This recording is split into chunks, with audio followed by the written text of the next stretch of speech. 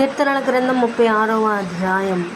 భక్తిహీనుల హృదయములో అతిక్రమము దైవోక్తి వలె పలుకుచున్నది. వాని దృష్టి ఎదుట దేవుని భయము బొత్తిగా లేదు. వాని దోషము బయలుపడి అసహ్యముగా కనబడు వరకు అది వాని దృష్టి ఎదుట వాని ముఖస్తుతి చేయుచున్నది. వాని నోటి మాటలు పాపమునకును కపటమునకును ఆస్పాదములు. బుద్ధి కలిగి ప్రవర్తింపను మేలు చేయను వాడు మానివేసియున్నాడు. వాడు మంచము మీదనే పాపయోచనను యోచించును. వాడు కాని నడతలు నడుచువాడు. చెడుతనము వానికి అసహ్యము కాదు. యెహోవా నీ కృప ఆకాశమునంటుచున్నది. నీ సత్య సంధత్వము అంతరిక్షమునంటుచున్నది.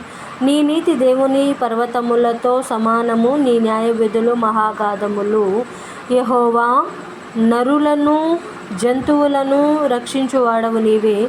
దేవా, నీ కృప ఎంతో అమూల్యమైనది. నరులు నీ రెక్కల నీడను ఆశ్రయించుచున్నారు. నీ మందిరము యొక్క సమృద్ధి వలన వారు సంతృప్తి నొందుచున్నారు.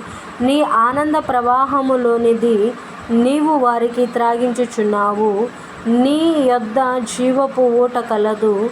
నీ వెలుగును పొందియే మేము వెలుగు చూచుచున్నాము.